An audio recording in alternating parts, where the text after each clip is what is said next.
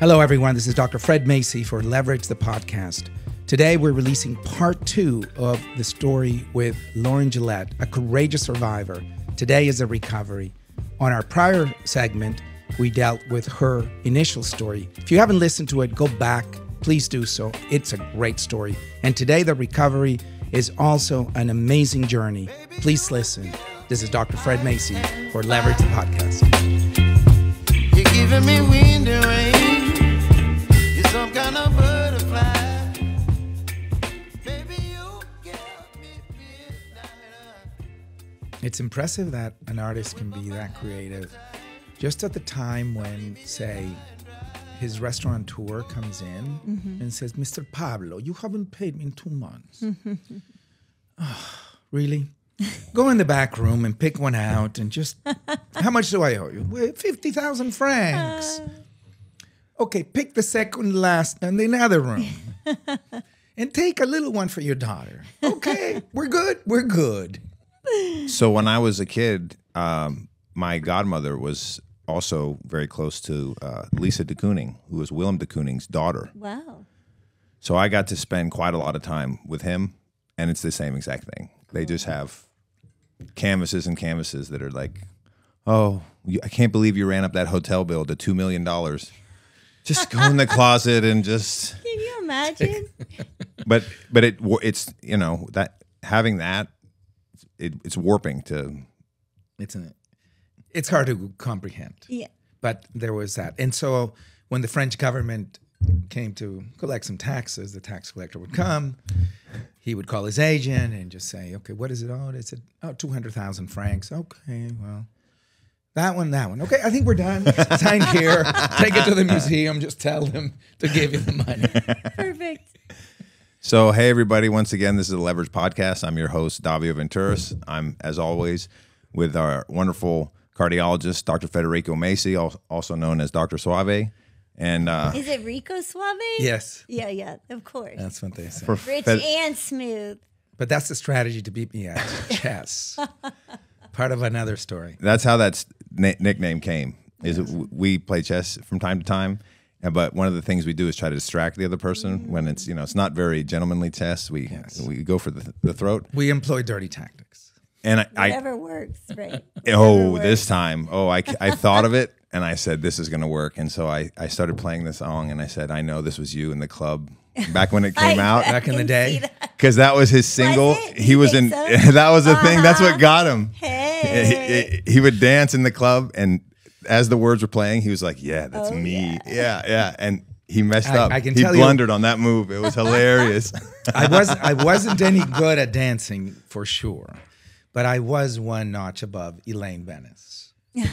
I bet From you were Seinfeld. great at dancing. I saw your art up there. I was okay. I know you have a rhythm. Yeah, It's in but your blood. in Toronto, where those years, you're Canadian, so you would remember.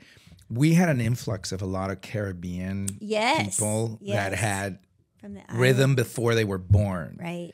and there's no way you can compete. Latin. Even though I was same. Latino, but I think a Latino growing up in Canada is different than a more Yeah. recent, Caribbean or Latino that grew up in those formative years. Yeah. I dance with English people.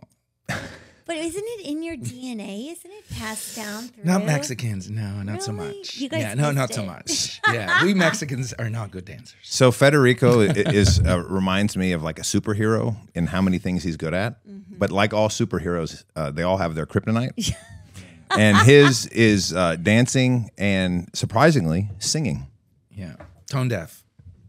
Sorry. I'm shocked. Yes. I'm shocked. Yeah. But anyways, God did bless me with other things. Thank God. So once again, we have the second part of our conversation with Lauren Gillette. Thank you again for joining us. Thank you for having me.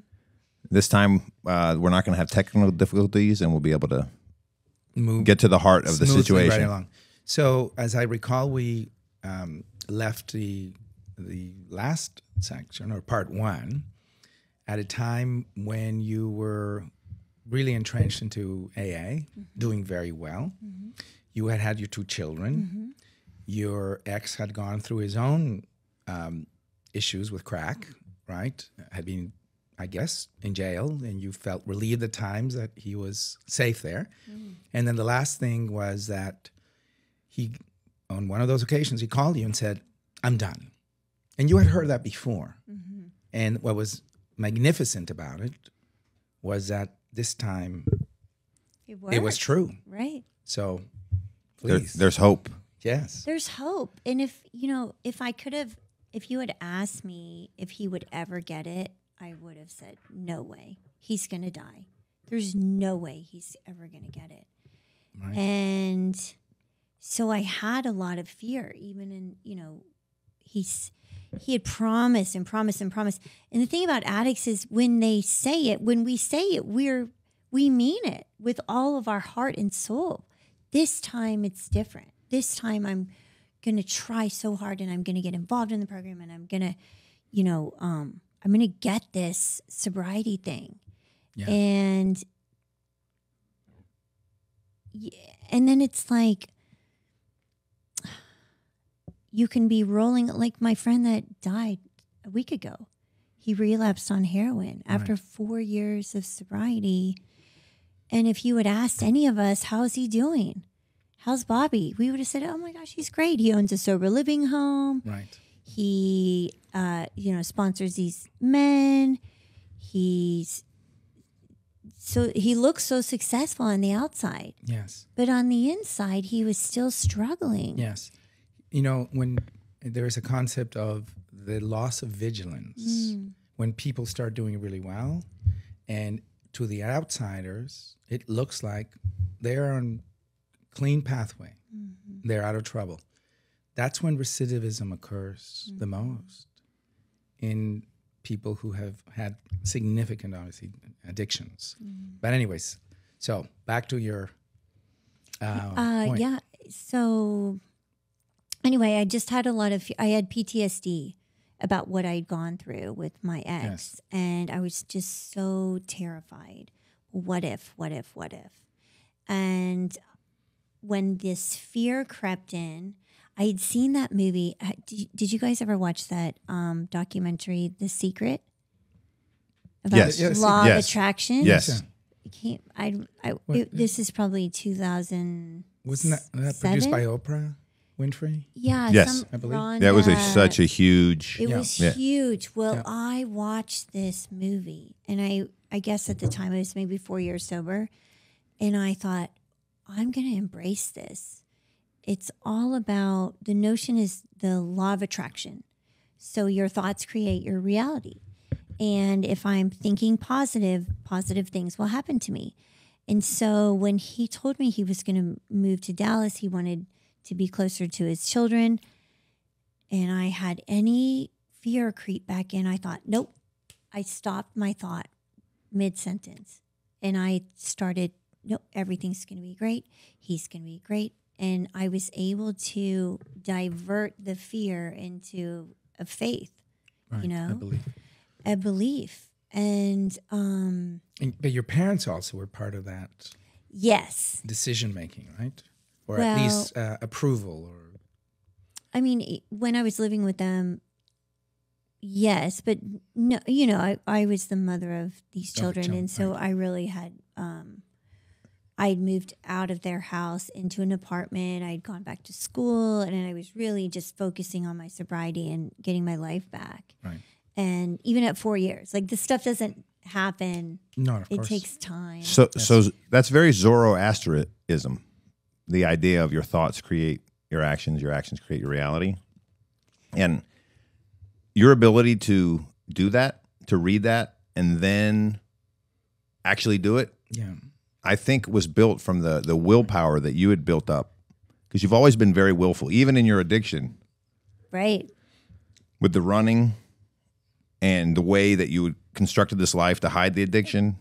And so I think that willpower that you had carried into, and then you started doing that, but now you're using the willpower for something good. Right. So your life started to spiral in the other direction. Right. In a positive way, but having two young children that you embrace and kiss, who giggle, who depend on you 100%, does have an impact in your subconscious mind in a very positive way, Yes. if you're ready for it. Right. Right. And you were ready at that point, having gone through the horrific Yes. experiences for 10 plus years. Yes, and my My parents were so supportive in that they kept telling me, Lauren, you're a great mother.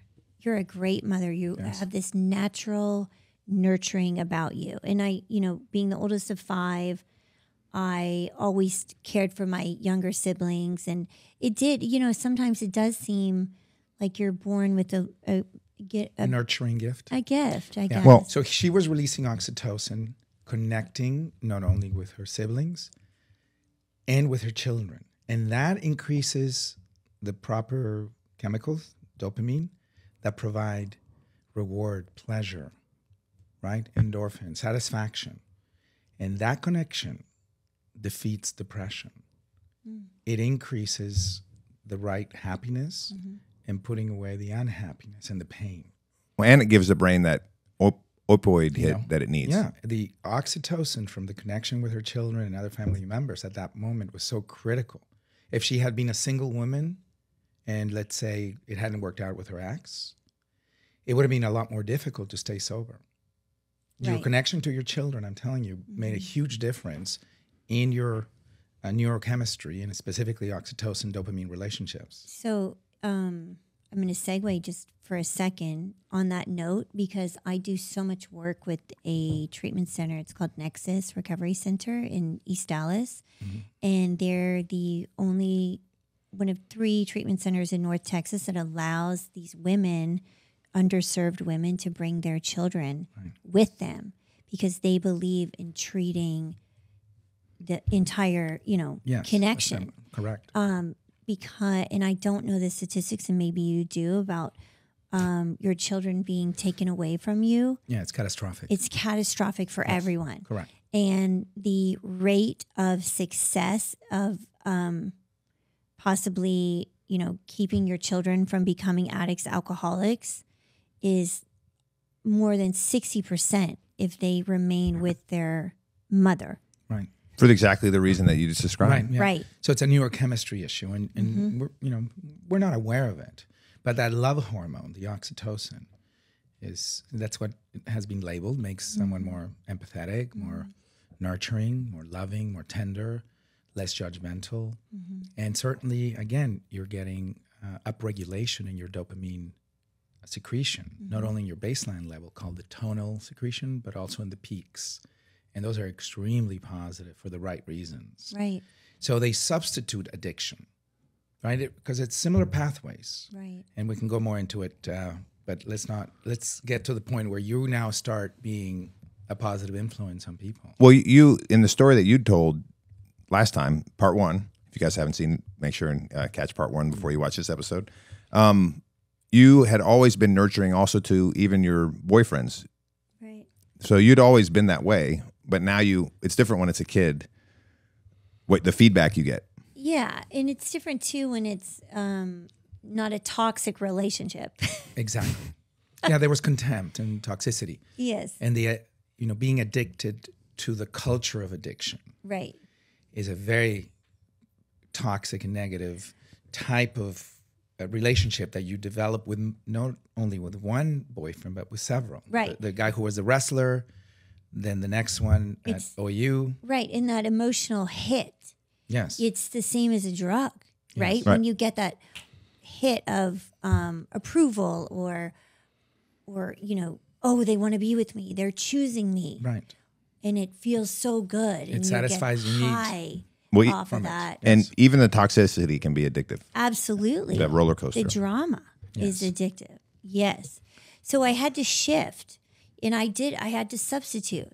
So I stopped using drugs and alcohol, and I started going to meetings, and I started connecting, and getting that hit. It makes sense. That's why AA is so helpful to so many It's people. so helpful. You're part of the community, Right. and you'd rather be part of a community, and some people call it a cult, whatever. I think that's Doesn't a really matter. negative term in this regard. Is there a positive cult? Is there? Yeah, exactly. It's a negative term. So I mean, yeah. by By definition of the word cult, you're saying that it's a negative thing. correct. Yeah. So, but the point is, you're part of a positive, nurturing connection that's Right. releasing these neuroendocrine neurotransmitters, transmitters that I mentioned, and you're not doing the bad behavior. You're not getting your reward from a drug or a different social behavior. So this is a very good balance. Right. And I started running again. Yes. And so it was all... Is this after the year 4 when you started changing your thoughts? It was probably about the same time. Yeah.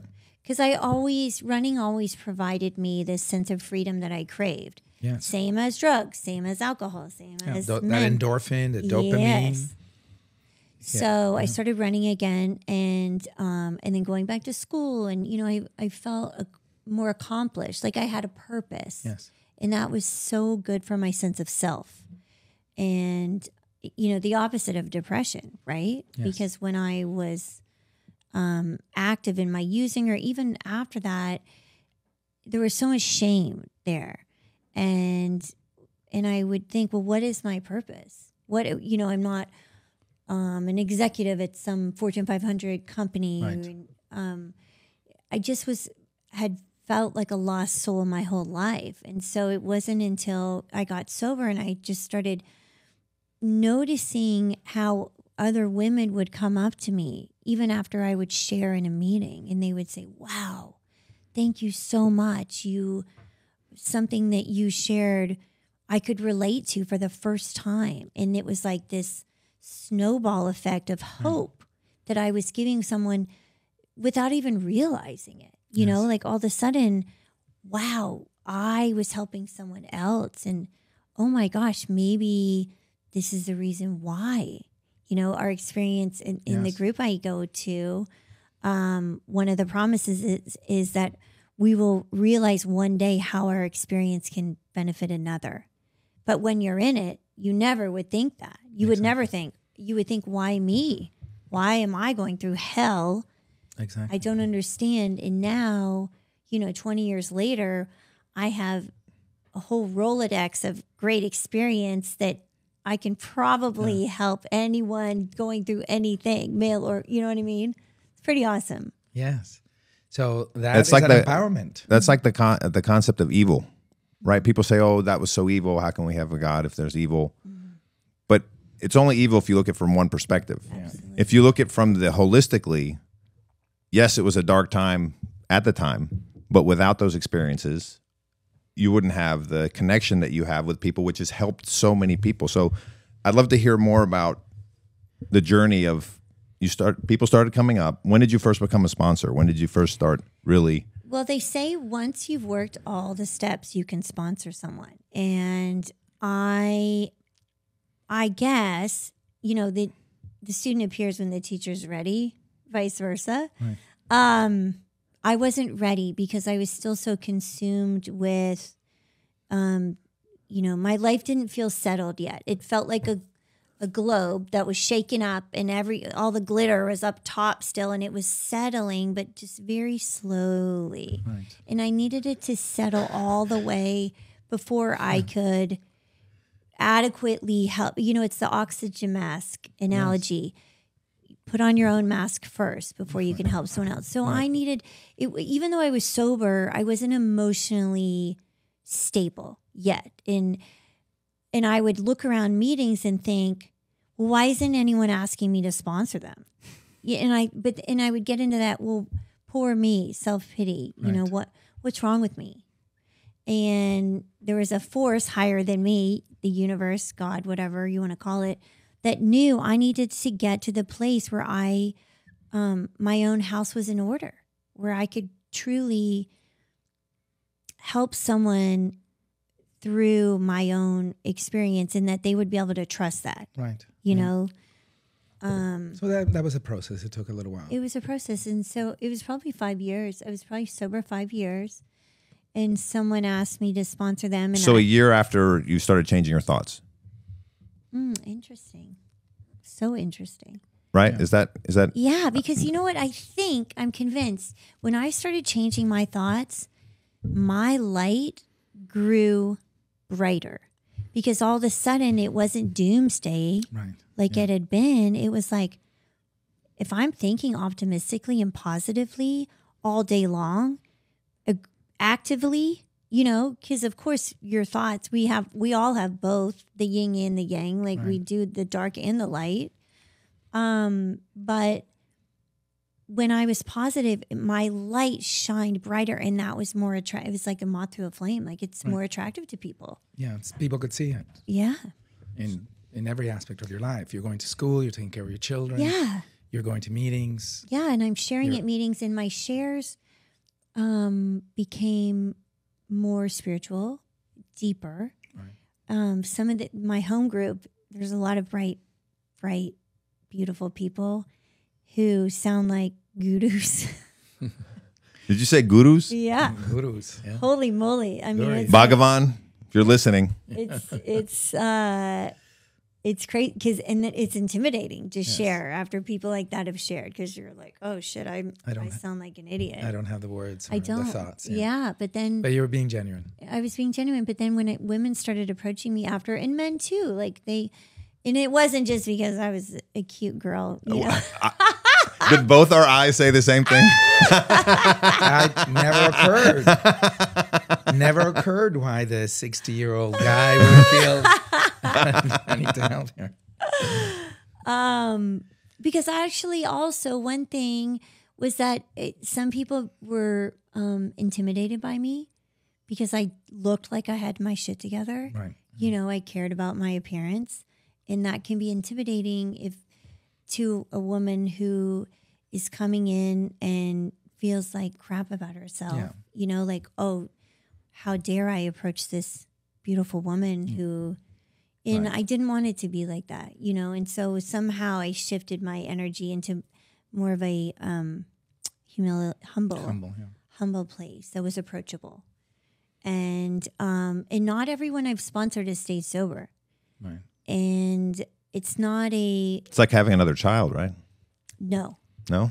I learned how to have boundaries. Okay. And I learned how to say, look, I'm not your relationship coach. I'm not your financial advisor. What I'm qualified to teach you is how to work this program. Right. I'm not trained to do this and that. And because sometimes they would call me and it was just blah, blah, blah, and I would call my sponsor and she said, are you being paid $250 an hour to be her therapist? I don't think so. Right.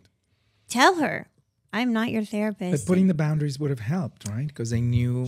So how early on in the process did you learn to set those boundaries? Because I'm sure. Well, now I set them right up front. No, but I'm saying, how long were you sponsoring people before you got that good Because I advice? have such a big heart and I'm a little too empathetic, and probably Right. a few years Okay, I would that's what- listen yeah. to that, and I was like, I don't have time for this. Like I have my own children, and you need too much. And so then I was able to say, you know what, maybe I'm not a good fit for you. And I was able to say, you know, I would recommend you speak to so-and-so because she has a lot more time on her plate. And so now I'm very upfront about, you can call me between these hours. If I don't answer the phone and you need to talk to me, send me a text, leave me a voicemail. You know, I'm not your therapist. I'm not it's a whole litany of things I go through because I don't want them to have unrealistic expectations of me. Right. You know, and so I learned from people who've sponsored me what works and what doesn't. And so I'm not going to suggest something. First of all, they're only suggestions. They are not, you need to do this. Right. Because if someone had been like that with me, I would have said, fuck you. Yeah, you reject it. You might just reject it. Yeah. Yeah. So, you know, in my field, I see it also in people with food addiction and binging behaviors, right? In my cardiovascular field. And I said, okay, well, let's manage the expectations. 2 weeks, 4 weeks. What are your weight loss goals? You know, and so on. There are similarities. I can't imagine. Okay, can we talk about this? Yeah, sure. Food addiction? Yeah. Because I've heard that food is our very first addiction. What do you think about that? Did you hear that on our podcast? No, I actually heard it from a therapist. The sugar that it's craved by newborns is, starts with breast milk. That's very sweet. And it can progress from there. In various countries, including like Mexico, sometimes the moms give them Coca-Cola, and other soft drink in the baby bottle. Yeah. Tricky. Yeah. And so there is a certain evolutionary genetic, that we crave sugars and fats to keep us alive. So yes, this is a question. the receptors that are for food addiction. Yes. Those are the same one for drug addiction. Absolutely. And sex addiction. Yes. And other addictions, gambling, for example. So Yeah. what's that mechanism? So it's the opioid receptors, right? The mu opioid receptors. So in the brain, and I'm going to give the 15-second explanation. There are two specific areas. One is the nucleus accumbens that we mentioned before. The other one is Everybody take a drink when we say it's nucleus. the caudate. We say it almost every the episode. caudate nucleus, and these work in conjunction with one another. But basically, when we eat or consume alcohol, we activate those opioid receptors, which then release endorphins that through a pathway release dopamine or help release dopamine. That gives us our immediate pleasure. That's the satisfaction that we get from those immediately. And you can get it from food, Yes. but you can also get it From from sex. the meditation that you did today. Yes. So you literally generated your own drug in your brain. Your own dopamine. And I feel that. yes. Because it's, And well, from running right. and from connecting with people. Right. But through the pathway of the oxytocin. So an interaction with friends, a lovely interaction, dinner with your best girlfriend or boyfriend or whoever is a wonderful thing to do. Sure. Much better than connecting on the phone and social media by far. Right. So we are Because it social doesn't animals. release the same chemicals. Correct. Not in the same way by far. So those activities allow us to actually increase our tonic level of dopamine. That's what's being produced all the time. So we have a certain level. And then we get pleasure from these little spikes, Right. right? But if we overuse it by doing hard drugs like the opioids, like the heroin or cocaine or fentanyl and others, Or alcohol even. yeah, we get these huge spikes, and then that baseline level goes down. And that results in both depression and anxiety. Sure. And then that results later on in the craving for saying, no, wait a minute, I got to get this high. Right.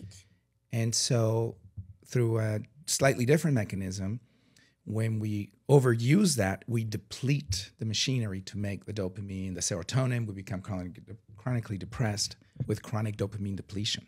And in chronic abusers, it takes at least a month to get the dopamine back to where it I should was have just going been. to ask, how long does it? About a is month. So it is possible Of to sobriety. get it back. Yes. Okay. That makes sense because so many people come in and they can get 30 days easy. Yeah. The first 10 days are hell. Right. Right. And then as they say, the sun starts shining a little Yes, bit on the your pink shoulders cloud appears. in 2 weeks, 3 weeks. And then if you continue and you have the support group and you have the connections and you have the rewards from activities that increase dopamine, the ones that we mentioned, and others, of course, your hobbies, your family connections, reconnecting with people, then you get to the 30 days and your baseline dopamine level starts to climb up. Do you know what I just realized hearing you talk and what you'd said before? One of the main things that is so great about AA and why it is useful for people, you can criticize it from many other directions, but the fact that it creates this community for people. Absolutely. And the process of you guys sharing your stories allows people that feel completely disconnected to just throw like a hook into a connection to somebody. Absolutely. And that allows them to start generating their own oxytocin of feeling part of that community. And so if nothing else, Correct. the community that it creates gives people the leverage, sorry, everybody drink, I just said, The leverage. to start to battle the addiction because you have to replace that dopamine hit somewhere or Yes. else as humans, Healthy behaviors. Right. And I think Yeah, I that's a said great point. on the last, on part one, maybe not, but I think so, that the opposite of addiction is not sobriety, it's connection. Yep. Yeah. Which is, And it's addiction also. because it's the same Yes. pathway. It's the same Right, pathways right. for alcohol, other substances of abuse Right. like the opioids, right. and behaviors such as gambling, sex addictions, spending, Right. overspending, Right. and others. Yeah. Right. Food, of course, We look falls to in that these category. External, still, Right. I struggle with this sometimes. I look externally to fix my internal balance. Yes. All you need to do is tap into the Akashic. Yeah. That's it. And, the food Every issue. day. For free. Yeah. Lauren, you were able to control food because of your personal self-image. You were starving yourself through your teen years, running track, Oh, by the way, and not eating sufficient calories. we discussed this after the episode. Yes, It actually was helping you absolutely. in track, Yeah. the way you were doing it. Oh, really? For a time. Yeah. Yeah. It's a short time Yeah. it does. But what I wanted to Because it was getting you to boost your testosterone production. yeah. But anyways, that's a different sort of topic. Right. Yeah. But going Changing the subject. forward, but- sorry. the food in and of itself Right. can feel as if you have an opioid-like addiction, especially to sugar and fat. So if you overdo the fast food and sugars and fat on a daily basis, then again, that dopamine level, what you produce second by second, goes down. And so you need to you develop a little tolerance, you need to do more. And that was seen in animal models, not as much in humans, but certainly in rats and so on, where their dopamine level goes way down. Acetylcholine goes up to try to say you're full as a counterbalance, acting on the satiety center. And then they go, no, but I need my high. So I need to go by the fast food restaurant and get this. And all of a sudden you get this surge. Or the sugar. And it's counterproductive. Yeah, the sugar, that's what I mean by the surge, the stimulus, meaning sugar or fat. And then you get the spike, but then you're actually sinking down like the Titanic to the bottom, your dopamine daily production. So fast food addiction and specifically sugar and fat are so difficult to overcome for most people. And the reason I know a little bit about this is because in the cardiology world, middle-aged individuals that have metabolic syndrome, obesity and diabetes and hypertension, cholesterol, who maybe have a heart attack and they feel, okay, I'm going to die. Then they end up having some stents or bypass surgery. And then I treat them afterwards and they ask, can I have sex? Am I going to die having sex? Can I go up a flight of stairs? What can I do? I don't know. I think I'm going to die. When I had my heart attack 2 weeks ago, I was unloading my truck and then I just collapsed. Next thing I know, I have a zipper, 4-vessel bypass. What? I have to change the way I eat. I have to exercise. No. I'm on these on 5 medications, right? There's a fear, a natural fear of death, post-op, post-acute myocardial infarction, post-sudden cardiac death, right? Where people are resuscitated and brought back and so on.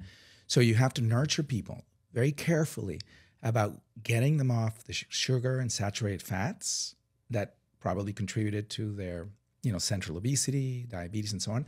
So it's an addiction. So I have to walk them through those first few days, first few weeks with their spouse, with their family. To have support. What right. restaurants you go to now, what choices you make, what should be in the pantry. But it's a similar, concept as the AA group where now they have to be connected to somebody that can provide guidance. Right. Of course, mine is easier. We're going to say, no, that hamburger you can't have. You can have this. It's a lot easier than you getting that phone call at 3 a.m. and giving a therapy session for an hour and a half. Right. What I was thinking as you were sharing, so let's take Europe, for example, where people are generally more active and there's less sugar and genetically modified food. Everything is more regulated over there. Of course, there's meetings all over the world for my group. Right. But do people struggle less with food addiction in Europe? Do they have cardiovascular problems in Europe compared to United States? Yes. So the answer is much lower incidence of all of them, by far. Right. Okay. But there are genetic and historical reasons for it. So the European communities, in brief, have been part of an agricultural revolution for 10,000 years.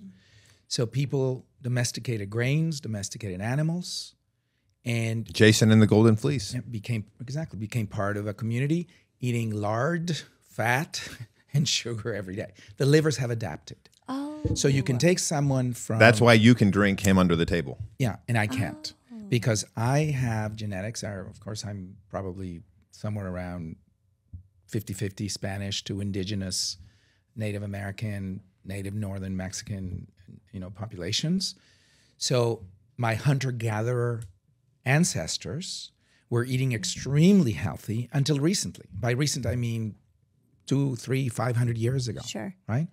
So when the Europeans come to take over, to the detriment of my native people, he says we started to get sick. Where are your books? Go get your books. Yes. So a plug for my books on Amazon. Anyways, the fact is we haven't adapted. The Northern Europeans, Western Europeans have 10,000 years. So you could eat far more sugars and fats. Oh, she has. She has, Fred. And I will gain 5-10 pounds and become a pre-diabetic. You, and I'm assuming your genetics are probably Western European. I may be wrong, right? But probably Anglo, English, exactly. Bingo. German, a mix of those. Oh, she's Norman. Norman. So you guys have been eating lousy diet for 10,000 years. And by lousy, I mean lots of sugars and fats. You've adapted. Your pancreas is going, yeah, I can handle this. No problem. Give me all that sugar. I get rid of it like this. Second, your liver detoxifies you very efficiently. We simple Latin Americans. Oh my God. Play my violin. We can't do the standard American diet. We just can't. We got to do more plant-based. Sure. My ancestors are walking around with a loincloth, very clean though, and hunting. And we hardly kill any animals. We eat more plant-based and berries and nuts and crickets and so on. May I ask you, what is your blood type? I don't know. What? Yeah. You're a cardiologist. Yeah, but we don't know. I don't test O. it. I'm well, O. you're a donor, universal donor. Right, So but if I... But some people say eat for your thing. It's kind of being debunked, all that. I know, Okay, because we I'm don't supposed follow to that. eat meat and And dairy starches.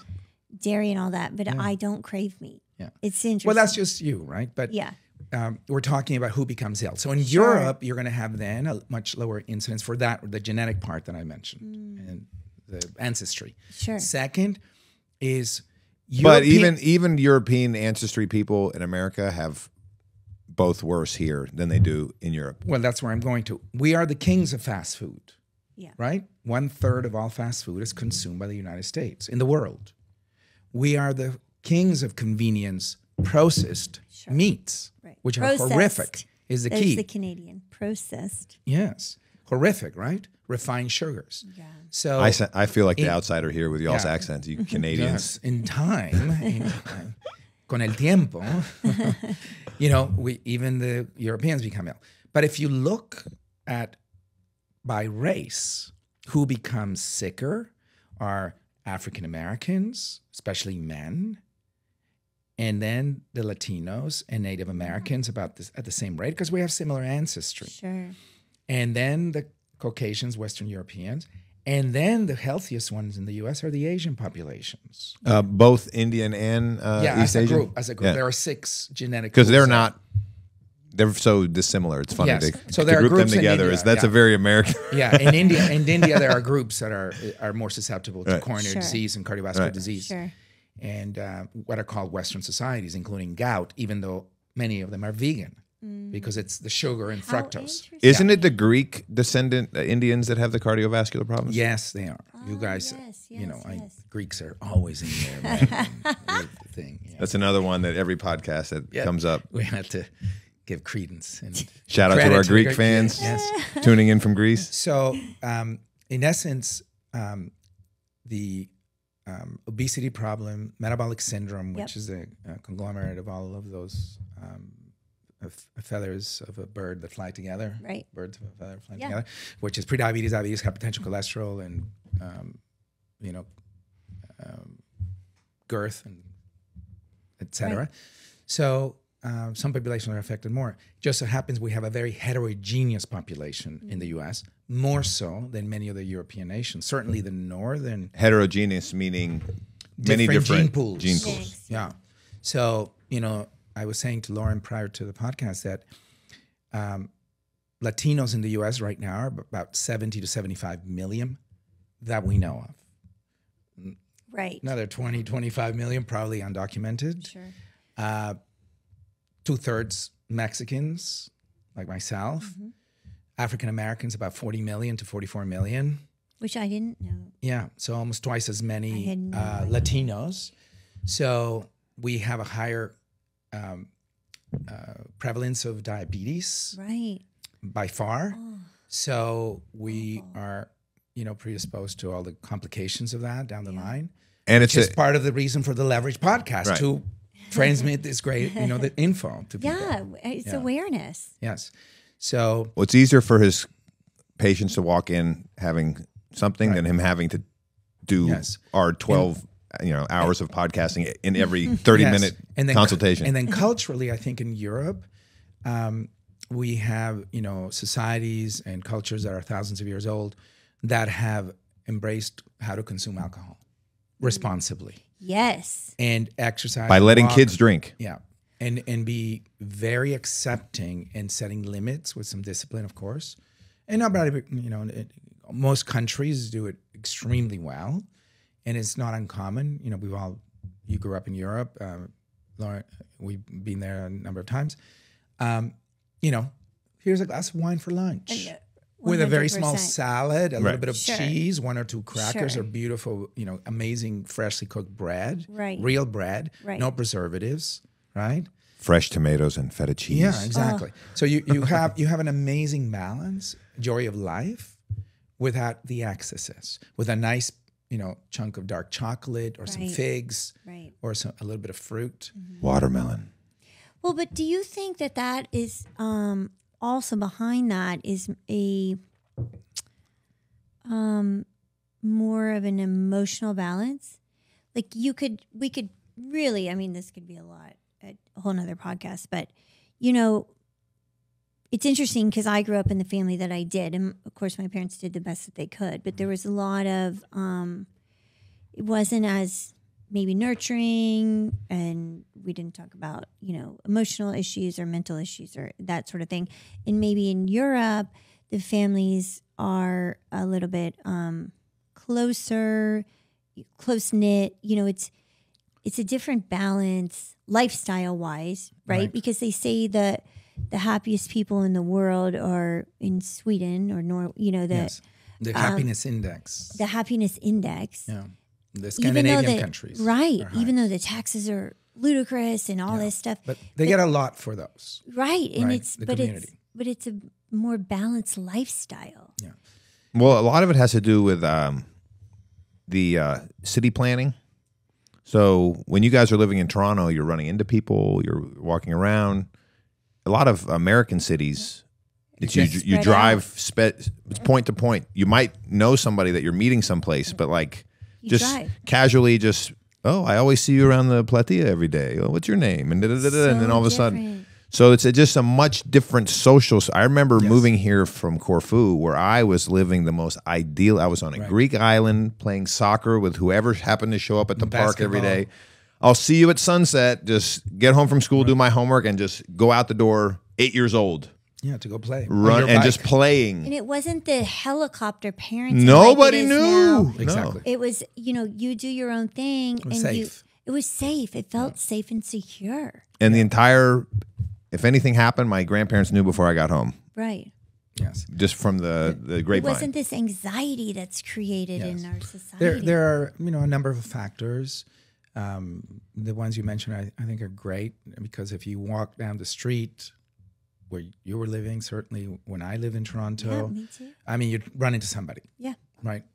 Without planning it. And it was a daily thing. It's like a magical serendipity, and you can play with it and be like, oh, Yeah. let me think of this person. And then you would run into him, and you'd be like, Absolute oh. law of attraction. Yeah, Yeah. no, So, that's exactly. Lauren, I lived in the Summerhill, Rosedale area of Toronto. Right, So you just nice. walk down the street Beautiful. and it's restaurants galore, Right. little parks, Right. people walking their dogs, even if it's cold out in the middle of winter, Right. right? Because Canadians kind of go, it's not that cold, really. we're And you not go, wussy. well, it's -10 and you've got a windbreaker. It's not that cold. Yeah.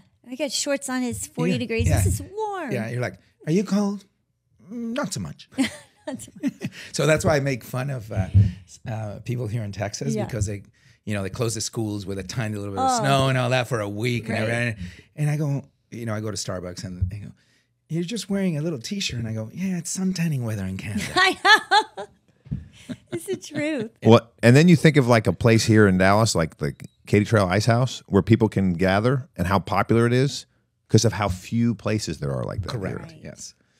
And so there are those factors. There are other factors, I think, that result in less substance abuse and less alcoholism, which are the togetherness. I think the health of the teenager is vastly different over there. Yes. I think they're more exposed to history, geography, traveling, learning multiple languages and cultures. So the European countries really have had an influx of people from everywhere. Right. Southeast Asia, Africa, Middle East. So they're learning different cultures, different languages very early. In my opinion, humble opinion, I may be a little off on this, they're far more accepting of that diversity. I agree. Early in life. And that creates peace. That creates harmony and less anxiety. And so you may have a little blonde girl from Germany dating, a young man who's from Iran. Right. And not many people are going to say anything. Like, it's fine, And I think that when you don't have anxiety and depression in young people, as is occurring in that population of teens and preteens in the U.S., and we can talk about all the evils of social media that have contributed to this over the last 15, 20 years. But in Europe, I think they live a more independent you guys life. both have young teenage daughters, so you guys are in in that world. Yeah. Yeah. So we all of those reasons, and if we get an expert psychologist, they could even elevate the conversation and the number of aspects to this. But it's in that realm. I think here in the U.S., it's sad for me to see that it appears the communities are becoming more separate rather than more together. I agree. And one interesting thing about the disease of alcoholism is that they say that the closer to age 21, if you can abstain from drinking until you're 21, then the likelihood that gene will turn on, that you cross the line and become an alcoholic, is lessened by, I think it's a huge amount. 80%. Yeah, true. So, but that depends on parents. You look at your parents. We subconsciously follow a lot of their behaviors, right? If someone smokes in the house, someone is a big drinker, an alcoholic, these are vital issues. Right. My father, who was a judge and a law professor and had all the accolades, when I visited him the last time when I was 21, which is the last time I saw him, he had just been hospitalized in delirium tremens. So he was an alcoholic. Wow. And I don't have, thank God, any of that desire, right? But he was in trouble. And he was a very smart, accomplished guy. And it can affect anybody. He was a functioning. Yeah, very much so. But would be found passed out at home, in disheveled fashion and so on, and treated, and then I'm okay and go back to work to the same environment. Right. And then recidivism would occur and so on. And too proud, too narcissistic to accept going to AA. Right. Which is another issue. Common. That was so common with that generation as well. Yes. So I'm a man, I know better. Who are you to tell me? Yeah. So you started sponsoring people. Then you got married again. And along the way, have you, it's one day at a time. So some days have been harder than others. Are you finding it's still the same? Are you finding that feel like you've turned a corner where it's, because people can relapse all the time. But to me, you seem like someone, I know they say from the outside you can't tell, but you seem to have captured something. So tell me. So we talk in our program about having a spiritual awakening after working the steps. So the point, the two founders in our program developed these steps for a reason. And basically, I always view it as sort of a V. Okay, so you've got to really uncover and discover. You've got to accept that you have this disease, and then step 2 and 3 is really willing to rely on something greater than yourself to restore your sanity, and then 4 is like really getting down to the nitty gritty about the why. Like what it's cutting all the victimization bullshit because of course, oh, well, if you had my mom, you'd drink too. Right. Bullshit. Right. Like you have a choice. Right. And so it helps me with my anxiety. Right. You write it all down. There's something about the pen, paper, putting pen to paper. I do not let my sponsees type out their 4-step.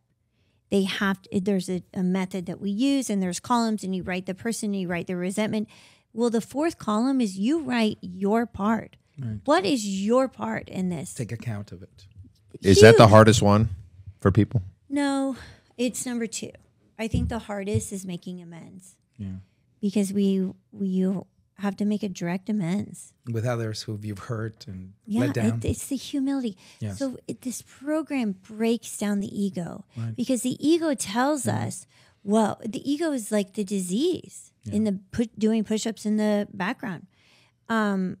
You have to break down the ego to let the spiritual channel, to let the spiritual connection in, and the spirituality is what will save your life one day at a time. Because really, they say the program is not about getting sober. It's about finding a spiritual connection with something greater than yourself. Right. Because once you find that, you can do anything. You can go anywhere. I can go to Ibiza sober. Right. I can go to a club. I can go to a bar. Even if you're surrounded by it's the freedom that the spirit. It's nature abhors a vacuum. In all these spaces that I was empty, that's why I drank.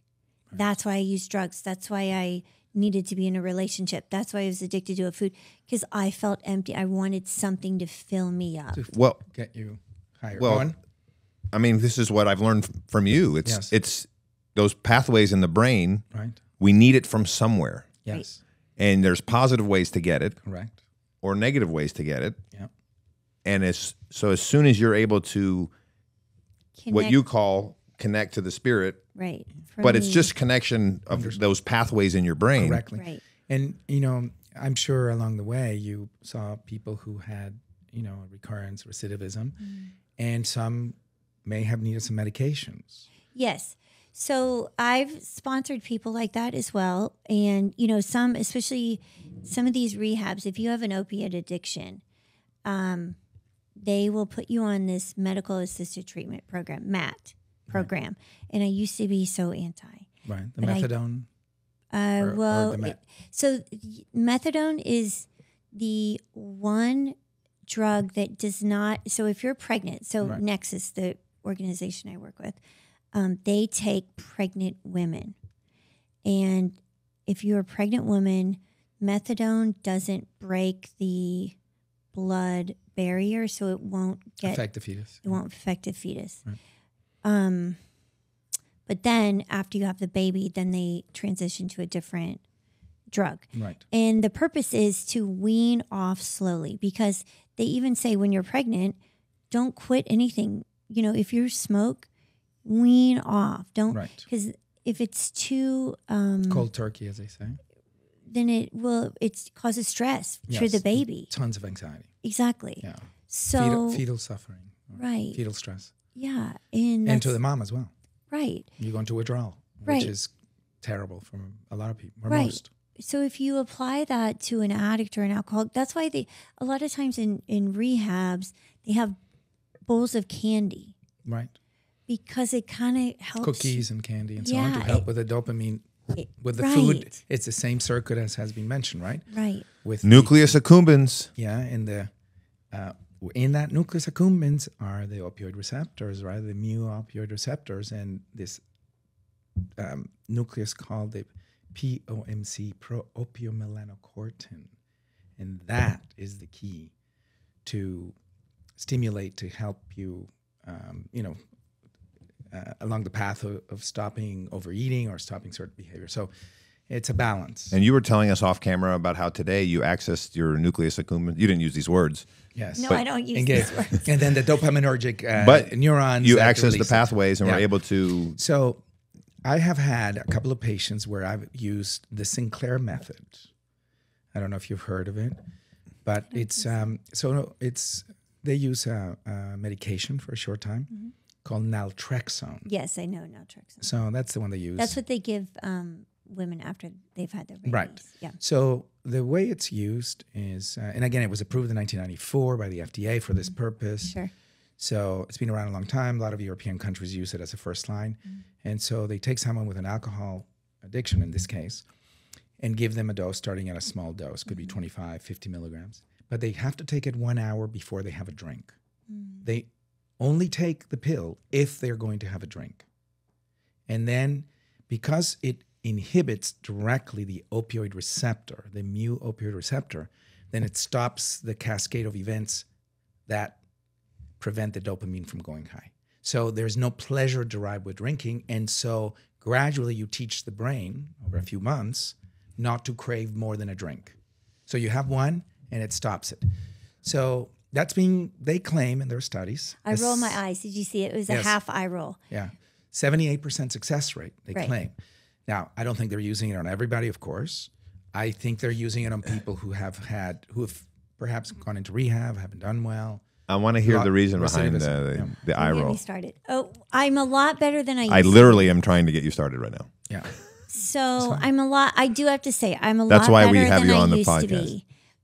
Because I used to be 100% anti Right. this sort of thing because I was so hardcore drug addict. You know, I abused methadone. Right. When I couldn't get heroin or OxyContin, I would abuse methadone. So I was all or nothing mindset. Right. Complete abstinence mindset. You come in, you get sober, that's it. If you do anything else. Not the thing.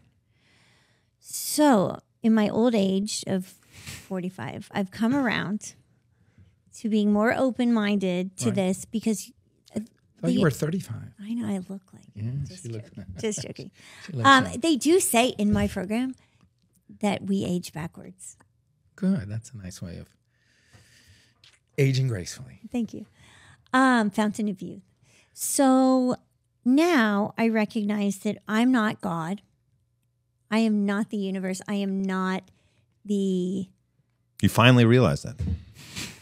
It is not my job to tell someone else how to recover. Right. I think we have a number of ways of doing it. AA is magnificent. Sure. Not everybody can do total abstinence.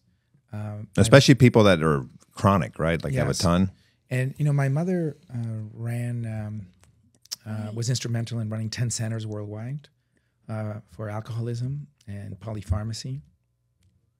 Her specialty was middle-aged women, so older than you, because you're still not middle-aged. Thank you. Yeah.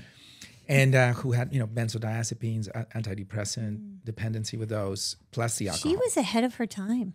And she did something called Drink Wise. So a certain, after an evaluation, it would be determined which one's abstinence was the best recommendations, given multiple factors. And to be clear, you start with that drug to help wean them, but then eventually you prefer them to do mostly abstinence, right? Yeah, you're going to use it for short periods of time only. I think they do about a 6 month. Once a cucumber becomes a pickle, you're not going to be a cucumber again. Right. You're never going to be able to drink successfully again.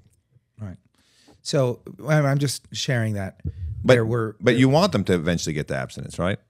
Ideally so. Yeah. But, my mother treated some very important people in Canada, including, I think, 1 or 2 ex-prime ministers.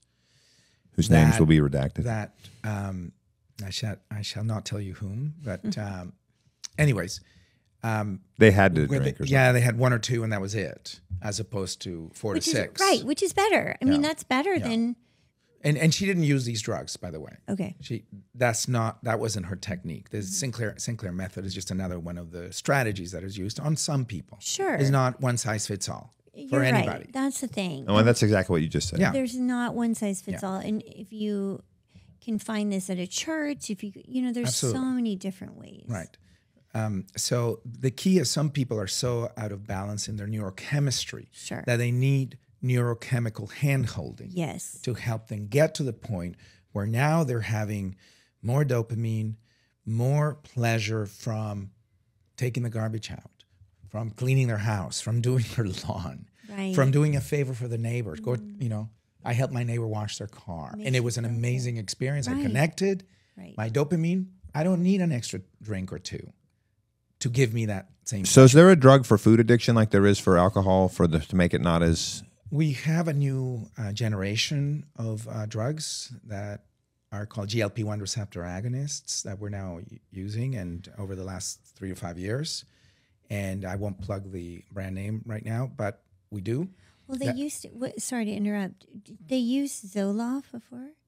They used some SSRIs in the past. Yeah, well, for there's bulimia. Or, yeah, well, we use Wellbutrin to help people Yes. curb their appetite Sure. because it activates the pro-opiomelanocortin, Right. which sends a satiety Heard that. signal through a hormone called alpha MSH. Mm-hmm. Okay, and it tells you you're full. So some people, a little bit of Wellbutrin works. Mm-hmm. Bupiprion is a generic name, and others phentermine, because phentermine is a sympathicomimetic, so it gets your heart going, gets your blood pressure going. Right. It can give you anxiety, insomnia, but it also helps increase acetylcholine intracerebrally at the level of the satiety center to tell you you're full. So you need a little bit of ACH or acetylcholine. Phentermine does that. And then this is on the obesity spectrum. Yeah, But this what is- about this the like anorexia? Yeah, or- no, that's a whole different. That's a whole nother thing. ballgame, Yeah, but right. I deal. That's a different podcast. Yeah, 99% I deal with Oh, okay. obesity, right? Okay. Diabetes, cardiovascular. Right? When they come to him, But people die of anorexia. Yes, of course. Because their heart. Of course. Right. Like That's a like whole Karen nother- Carpenter, right? Right. Yeah, from the well, you need. Turns out you need nutrients to survive. Turns out we need food. So, but the question was about to curb appetite, right? okay. So we have centrally acting medications, as I mentioned, and then we have the new brand that Hollywood people are doing all over the place. And Can I ask you? Sure. What's this? that's what I'm talking about. Ooh. Once a week. So All right, tell us. Come on. yeah, Okay, some of your girlfriends are doing it. one of my sponsees, Yeah. he used to do it when he was relapsing When? How long ago? last year. Okay. He and his husband. Right. He and I said, What is this?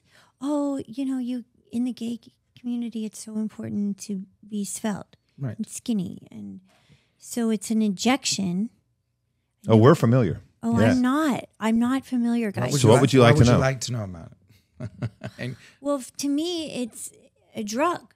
yes, it is a drug. But let me. It's a medication. Say, okay. It's a medication. It So- doesn't Can be give any. abused, though. It doesn't give any pleasure. There's no addiction to it. Okay. So we have natural receptors called GLP-1 receptors. And they're located in the brain, in the heart, the lungs, kidneys, pancreas, circulatory system, and in our gastrointestinal system.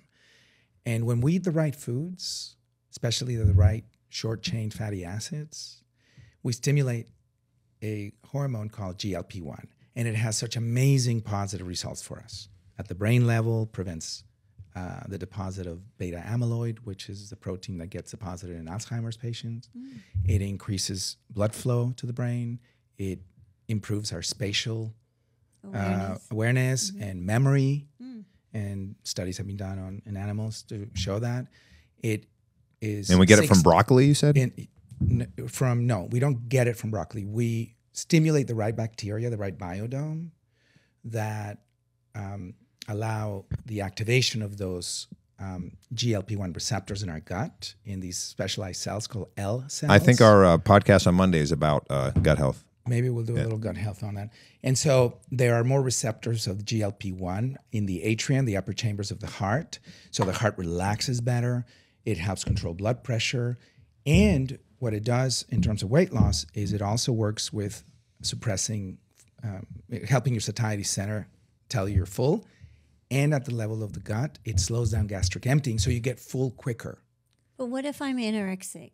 No, but you wouldn't use it in someone who's anorexic. Right. Right, but that's abuse. So if I Yeah, but we doctors don't give it to people who But are anorexic. yes, Well, so if some people do. if somebody's anorexic and using that, then that is Yeah, it's bad. catastrophic. It can be That's- catastrophic. exactly. Yeah, that's Right. like You could die from But that. there's no, it doesn't sure. work through the opioid addictive pathway. It's not addictive like that, right? Right. And it doesn't give you pleasure. It's not anything like that. It's Yeah. just for the not wanting to eat. Right. It's but feeding into their how many pathology. How many women in our area Are starting to do that? Yes. We actually discussed that today. Well, and they take the what's that for ADHD? Yeah, Adderall. They abuse or it Vyvanse. Yes. because it suppresses their appetite. Right. So that's that to me is not good. No. correct. We agree. We agree. We're not supporting that. We're not sending that message. So medications have a time and place. Yeah. But I just worry that it's like it triggers in me what Oxycontin. These doctors were prescribing it because they're getting kickbacks from big pharma. It was a scam. But It was a racket. But to me, it's the same as. Well, this one activates receptors we already have that do wonderful things for your body. They help neogenesis of cells in the pancreas, so you secrete insulin more effectively. They help your cardiovascular system, improve blood pressure, and all of those things. Let's say it in a more succinct way. Yeah. As a cardiologist, Yes. you are literally using this drug Yes. to save people's lives. Correct. To transform people that have been trying to lose weight their entire lives. Who are diabetic. That But have why can't they just walk? Why They can't are. they Some go of them for are. a walk? Why can't they Yes. just change their nutrients? So agree that is the first step, lifestyle getting modification. But we have to be realistic, okay? People have food addictions. People are not everybody has your binge willpower. eaters. People It's lot not of people- about willpower. A lot of people read The Secret and they don't do what you did Yeah, with it. but I could not have gotten sober on willpower alone. Sure. well, you were So part of why a group can't in a community. these people Yes. dig deep into their So- meditation practice? Why do There- they have to there- take a drug? Many strategies You to help people lose weight, but the reality in modern Western societies and now in all throughout the world, obesity, metabolic syndrome, diabetes is the number one health problem in the world by far. it's bankrupting our Our medical system. We have a country or a world right now where we have nearly almost 500 million diabetics, and the number is going to go to 700 million here in the next. and not the ones with the autoimmune years. where they can't help that they're diabetic. These are people who overeat themselves from into overconsumption diabetes. of calories, right? Right, because they're addicted to food. Correct. So can we just go to a 12-step program that? Well, here's the focuses first on- problem. A lot of the food that people eat that's healthy is actually not healthy. Yeah. Right. Because of the sugar Content. and contents and the fast food genetically process. modified. It's not so much the GMO. It's the sugar. just the sugar added to Sure. food. Sure. And the processing, which takes away the fibers. And Yeah. To stay healthy, you got to consume, in my opinion, less than 40 grams of sugar per day, and the average American is consuming well over 100 grams But per day. can we modify the awareness and the education? Yes, and this is the reason for the leverage. You have to start with children and their Yes. parents and the schools. But it's also mental, emotional health, Absolutely, right? Because all of those then factors. maybe they wouldn't look to Right. food to change how they feel. but as a cardiologist is trying to save people's lives, When I have a 55-year-old morbidly obese, 300-pound, 5'10" guy who's had 2 heart attacks with 4 kids and 8 grandkids, yeah, okay, Yeah. on 8 medications, who has sleep 90, apnea, 90% blockage. mask, yeah, okay, with advanced atherosclerotic disease, and there's no way he can walk even 1 or 2 blocks before he's short of breath. Sure. Right? Who has no concept of how to eat. Maybe there's a high school graduate at best. Sure. These are the realities that I get see. it. Yeah, I get it. Would you like me to tell him just exercise? I want you to, but it's not going to. He does tell them. It's not going to land. That is too innocent. I understand. That's too naive. Right. And I I'm understand. sorry for using those words. No, I But understand. I have to say, I'm going to tackle this. You're at this stage in your disease process. You're not here in the first inning of the baseball For game. kids, Sure. that's why, okay, plug The your books, book. Plug my your books book. for children, Right. nutrition. Yeah, I show you them. I Right. think the Eisenhower series that I wrote with April McMahon. Find them on Amazon. or concurrent in Amazon. The Eisenhower series, Fred Macy, and The Tale of Two Farms. And it explains a little bit what happened with the 1980s, worst decade for nutrition in the history of the world, and what the spiking in insulin resistance and diabetes and obesity epidemic. The real epidemic we have wasn't COVID. It's cardiovascular disease, obesity, diabetes. Sure. From poor nutrition. Every day and lifestyle. in the U.S., there are approximately 2,700 to 2,800 people that die of heart disease a day. In the worst days of COVID, we never even had close to that. Thank God. Right. Or very close. Okay? So we had what is called a syndemic. COVID affected people who had risk factors like obesity, prediabetes, diabetes, hypertension, 100%. And elderly. 100%. We were at no risk from COVID, not serious. Yeah. All right? Even during... But our fat friends, Delta. Friends are. Yeah. Sure. Yeah. So when you combine those two pandemics, but you lock people out from exercising, you close down parks, you don't promote good, healthy eating, and instead you have more Uber Eats and eating garbage, fast food at home, you're promoting not only more obesity because of the sedentary lifestyle, the consumption of high sugar, foods and saturated fats, but also diseases of despair. Anxiety, depression, domestic abuse, substance abuse, all of that. When you combine all that, it's catastrophic, as we've seen, right? So the best message would have been, everybody needs to go outside and walk and exercise. We're the fattest ever, right? Yes. And our for men especially we discussed that in a prior podcast, the fact that men are dying 6 years younger than women. Correct. And at all ages, men die more than women. But also at an emotional, mental, spiritual level, men repress that way more than women. Our conclusion of the podcast is it's men's own fault that they're... Our approach to health and so on. But Lauren, so the treating food addictions, and I hate to use the word addiction with food because typically we don't have withdrawal or nor tolerance, which are tenets of defining what an addiction is, as you would with OxyContin and other opioids, or alcohol, where you have both the phenomena of withdrawal and tolerance, right? Which you could die from alcohol withdrawal. Yes. Of course, yes. Right. My dad almost a couple of times. So in food, it's different. Yes. There are cultural things that you learn from depending on your upbringing and parents and behaviors and your family. And people are addicted to poisonous food, right? Let's. It's again, we're using the word loosely on addiction, but I believe there is the word poisonous, but with toxic substances that wreck our endothelium, that decrease nitric oxide, and wreck the gut bacteria, the flora. The gut bacteria, so which we is your have second brain. So we have the wrong biodome, and that triggers everything else. So the GLP-1 is actually helping simulate as if you have the right gut bacteria for a time. It's not a forever. It should that's be another used, thing. Yeah. You should be under a doctor's direction. Absolutely. And not experiment with these on your own, which is to your point, right? Just for appearance sake rather than health sake, right? And that guidance is instrumental. And it is a part of a program, not a standalone. So you need to have the right lifestyle and exercise appropriate for that individual. Yes. If I say to that 55-year-old with an arthritic knee and a torn meniscus, just do what Lauren does. She runs 10 miles. Poor guy. The guy's going to say... first she meditates and does candles. He said, just kill me now. Just kill me now. The guy, you're an idiot. I'm done with you. I thought I came here for real health. Right? My friend said he lost 50 pounds doing this, and I want the same. Because if I don't lose the 50 pounds, I can't drive my truck, and I'm out of a job, and I have 3 daughters in high school. It makes his life unmanageable. So I need the 50 pounds now, doctor. So is it true that 12 tamales on Sunday are bad for me? Right. Rhetorical. But the point is, you have to start kindly.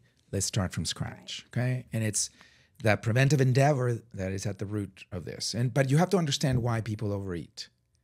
The anxiety, the depression, cultural behaviors. Why can't we combine? Why can't we bring in a spiritual program? Absolutely. And people try it all the time. Well, now you're talking about his blended plan. See?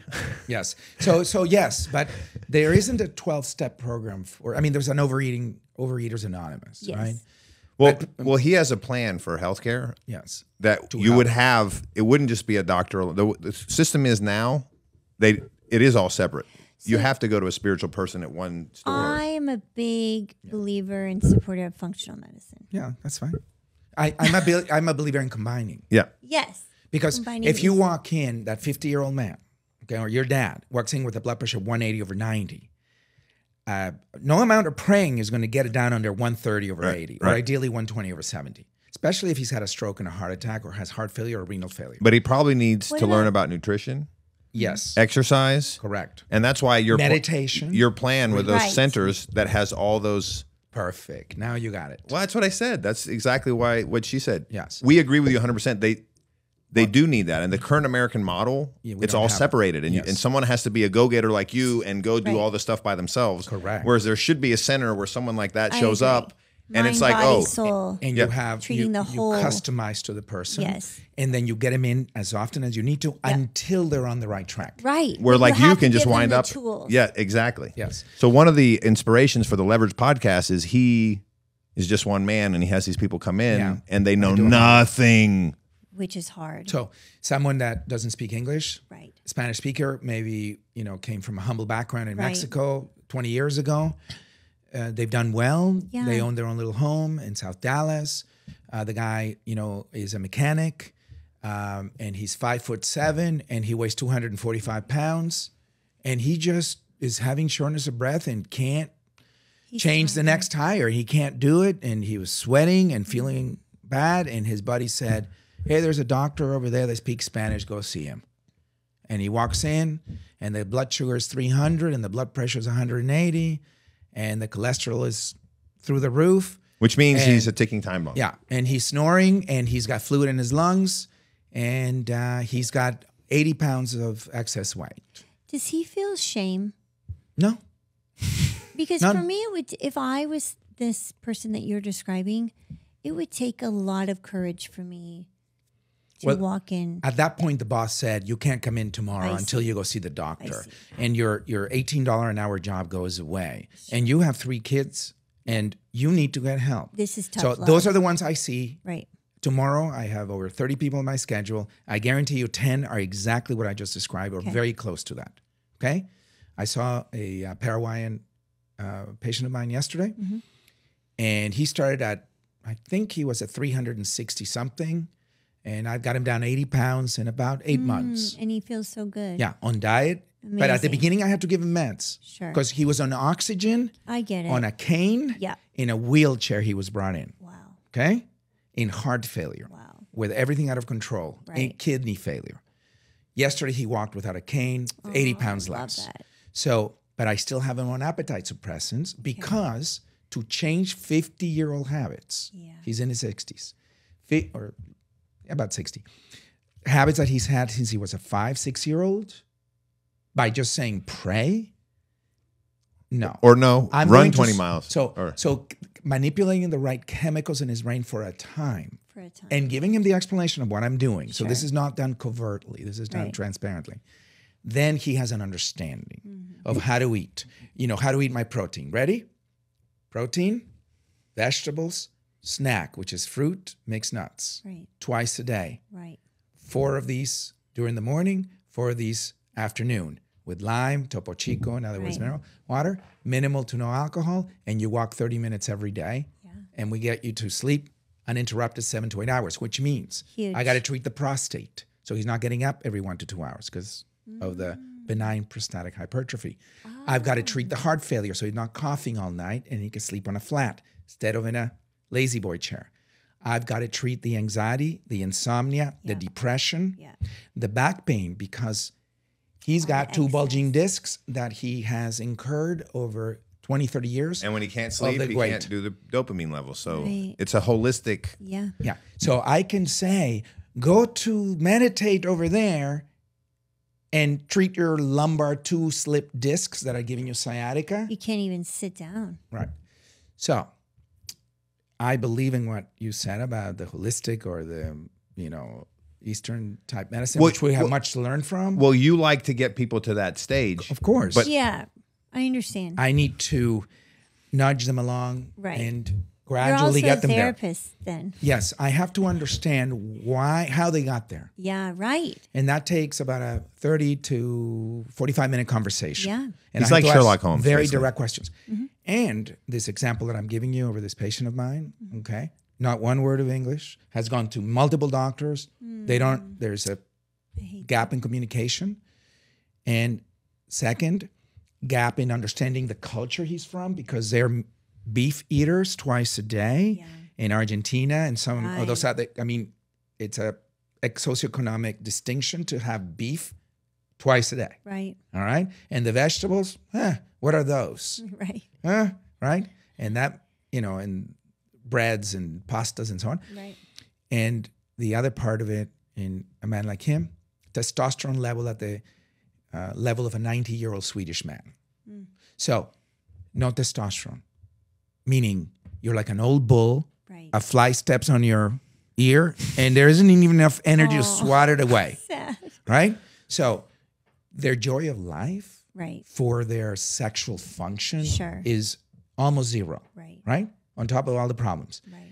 Then you add a wife that's middle-aged, who is menopausal, who has no desire to interact in an affectionate fashion, That's in a an recipe intimate for fashion. disaster. So it takes couples therapy to say, hey, your testosterone's here. I'm going to have to give you some for a little while. And it's like this because your diabetes is way out of control and other inflammatory markers and hormones that are inhibiting testicular function. So I've got to treat all of this, lower all of these inflammatory markers, pro-oxidant, pro-atherogenic milieu, pro-thrombogenic, so you build more blood clots because he's got blockages in his heart, already had a stent, while gradually increasing your testosterone to give you that get up and go. Sure. Because if I cut your testosterone, whatever your level is, and I anticipate you're probably in the 50 to 70 range. You're not talking about her. You're talking about the No, I'm patient. talking her. Oh. Okay? And I cut it down to less than 10. Oh, I've been there, done that. You will not feel like running. No. Right. Right. So these are the men I deal with. Yeah. So they come in, let's say the normal level is about 300 or above the picograms per mil. And it's mostly men, right? Because sorry, women don't have as much nanograms. cardiologists. I meant nanograms. And they're It's like mostly, I saw a guy it's yesterday. mostly men, right? Mostly men, yeah. Because women don't have as much cardiac disease, right? Right. Premenopausal, correct. Men, 3-4 to 1, correct. So, I've got a guy with a testosterone level of 70, 80, 50-year-old. There's no joy, right? So he's got lots of estrogen because the belly converts his testosterone, what little he has into female hormone. Right. He's got the hip, Yeah. the breasts, Yeah. right? Big belly, Yeah. central obesity, all of that. So treating obesity in a comprehensive fashion, non-judgmentally, Right. requires patience, experience, kindness, tenderness, but you have to be Sherlock Holmes. You've got to be a detective and makes figure out sense. everything. Yeah. So I say, who cooks for you? Bring that person. Oh, Who takes you shopping? smart. Bring that person. I need to talk to them. Yeah, it has to be part of the group. So there are many parallels between food, overconsumption, To tie it together. to drugs, substance abuse, alcoholism. There a lot of parallels. Okay, it's the same, neurochemistry and so on. And you can't quit cold turkey. You have to replace it with Oh, something. God, And that's right. and that's what you've done with your journey in addiction is you've replaced negative Right. Yeah. Mm-hmm. addictions. Right. And, there's days where I feel more anxiety if something's going on in my life. Right. And I go to another program called Al-Anon, and it's really taught me how to stay in my own hula hoop. How do you mean? Emotionally. I detach with love. I've learned how to detach with love. Because I used to just detach, and I would cut you out like cancer if you pissed me off or you didn't, bye. See you later. I'm a fleer. Now I've learned to not take on other people's issues, But still keep them in your but still love them. I love. It's like with my children. My job is to love them and keep them safe. That's it. That's it. They're not really my children. They're God's children in my eyes. You know. But I don't take on their problems. I don't tell them who they can be friends with, who they can't. I don't, I'm not that parent. I'm not that type of parent because it's for them to figure out in the world. Yeah, then you're too controlling and they won't learn when they're on their own. But a lot of these parents live vicariously through their children, right? I mean, the studies are pretty clear that if you don't give kids rope, that they suffer and they have terrible psychological problems in their 20s. Yeah. And maybe that could lead to obesity. Correct. Or addiction. Yeah, right. Or addiction. Or both. Right. Well, I think that ties it together perfectly. Yes. Thank you so much, Lauren, for joining us again. If you ever want to, some of the other topics that we brought up that we never got into because it's a cornucopia, let us know if you'd like to come back. Thank you. This has been Lauren Gillette. Once again, I'm Davio Venturis and here with Dr. Federico Macy. And thank you for being a having wonderful me. Thank Thank you, guys. And we would love to have you back. Thank you. I'd love that. Please like and subscribe us on YouTube. Please rate us on Spotify.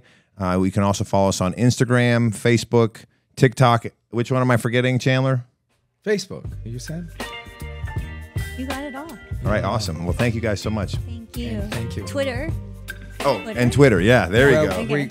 We're not on Twitter yet, Not but yet. we will be. Okay.